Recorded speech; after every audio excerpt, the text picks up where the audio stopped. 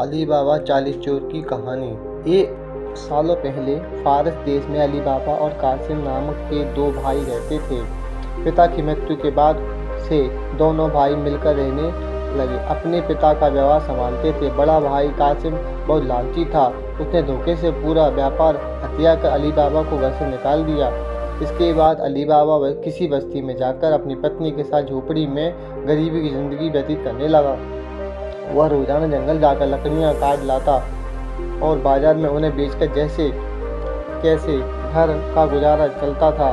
एक दिन अली बाबा ने जंगल में लकड़ी काटते समय 40 घुड़सवार को वहां आते हुए देखा। तब सभी घुड़सवार के पास धन की पोटली और खंजर थे।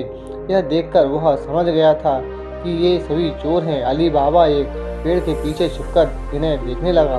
तभी सभी घुड़सवार एक पहाड़ के पास जाकर खड़े हो गए। तभी चोरों के सरदार ने पहाड़ी के सामने खड़े होकर बोल दिया, खुल जा सिमसिम। इसके बाद पहाड़ में से एक गुफा का दरवाजा खुला। सारे घुड़सवार उस गुफा के अंदर चले गए। अंदर जाकर उन्होंने बोला, बंद हो जा सिमसिम, और गुफा का द्वार बंद हो गया। यह देख अली बाबा दंग रह गया। कुछ देर बाद वो दरवाज़ा फिर से खुला और उसमें से वो घुड़सवार निकले और वहाँ से रवाना हो गए। अली बाबा यह जानने की कोशिश बेताब हो गया कि आखिर इस गुफा में क्या है और वो सब यहाँ क्या कर रहे थे। इसके बाद उसने गुफा में जाने का फैसला किया। वह उस पहाड़ के सामने गया और बार बार चोरों के सरदार के शब्द बोलने लगा, खुल जा सिमसिम, खुल जा सिमसिम। गुफा का दरवाज़ा खुल गया। अली बाबा गुफा के अंदर गया और उसने देखा कि सोने की गिन्नियाँ, असरफियाँ, गहने आदि रखे थे। चारों तरफ खजाना ही खजाना था।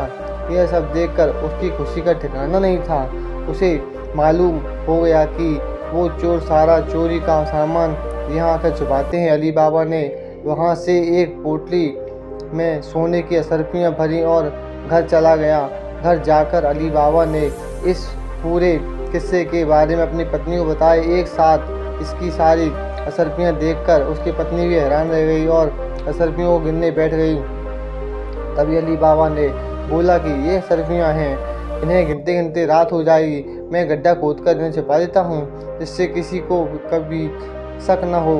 अली बाबा की पत्नी बोली, मैं इतनी गिनती नहीं कर सकती, लेकिन अंदाजे के लिए इन्हें तोल सकती हूँ। अली बाबा की पत्नी भागती हुई कासिम के घर गई और उसकी पत्नी से गेहूं की तोलने की तराजू मांगने लगी। यह देखकर कासिम की पत्नी को उस पर शक हुआ।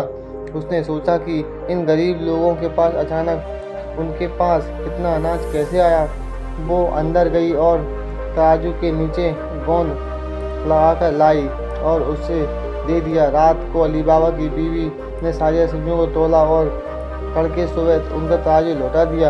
कासिम की पत्नी ने तराजू को उल्टा करके देखा तो उस पर सोने की एक असरफी चिपकी हुई थी।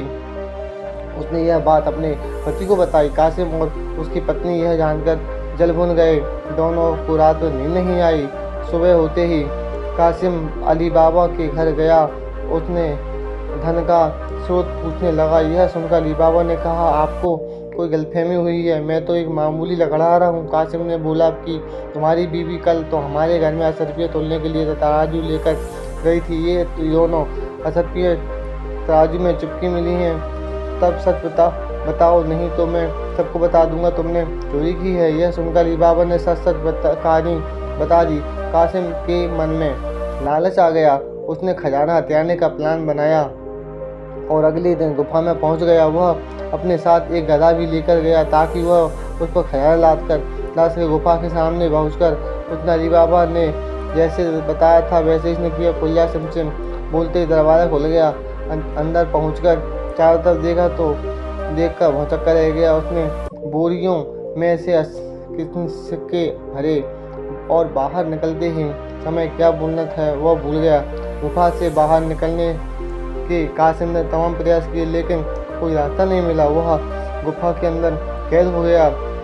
कुछ देर बाद चोरों का गिरोह वहां पहुंचा तो उन्होंने देखा कि एक गधा बंधा है। वे समझ चाहते कि यहाँ कोई आया है। चोर अंदर जाते हैं और कासिम को ढूंढने मार देते हैं। उधर जब कासिम घर की नहीं पहुँचा तो उसकी पत्नी परेशान हो जाती है और अली बाबा के घर जाकर बड़े भाई को ढूंढने लाने के लिए बोलती है। अली बाबा ढूंढता हुआ गुफा के पास पहुंचा तो वहां उसने देखा भाई के गधे को चरते हुए देखा। वह समझ गया कि कासिम अंदर गया था और चोरों ने उसे पकड़ लिया है। अली बाबा जब गुफा के अंदर गया तो कासिम की लाश मिली। अली बाबा लाश को घर लाता हुआ और बिना किसी को बताए प्राकृतिक मौत घोषणा करके उसका अंतिम संस्कार कर देता है। कासिम की पत्नी के कहने पर अली बाबा और उसकी पत्नी कासिम को व्यापार संभालने लगते हैं और उसके साथ रहने लगते हैं। वही जब चोर गुफा में आते हैं तो कासिम की लाश नहीं देखते तो समझ जाते हैं कि खजाने का राज किसी और को भी पता है। वह गांव में जाकर पता लगाने लगते हैं कि कुछ दिनों में किसके घर में मौत हुई है। चोरों को अली बाबा का घर मिला जाता है और चोर ने उसके घर के बाहर कांच का निशान लगा दिया जिससे रात के समय उन्हें उसका घर समझने में आसानी हो। वही अली बाबा ने जब अपने घर के बाहर क्रॉस का निशान देखा तो वह समझ गया कि चोरों ने घर का पता लगा लिया है।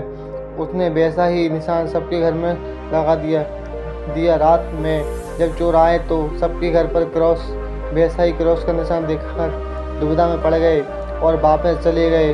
चोरों का सरदार चुप बैठने होने वाले से नहीं था।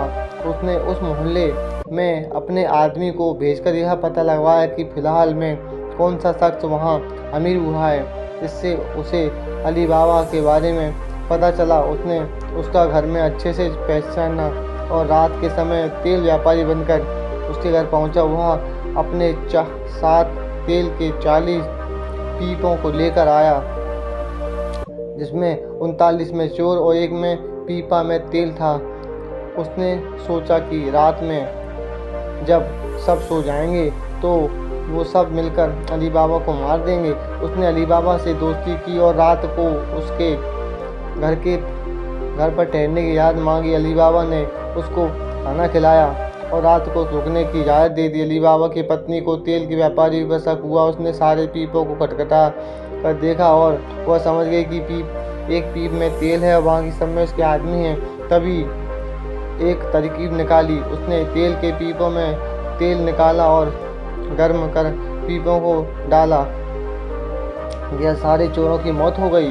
रात में जब सरदार ने चोरों को निकालने का इशारा किया तो एक भी चोर बाहर नहीं निकला। उसने पीपों को खोलकर देखा तो सभी चोर मर चुके थे।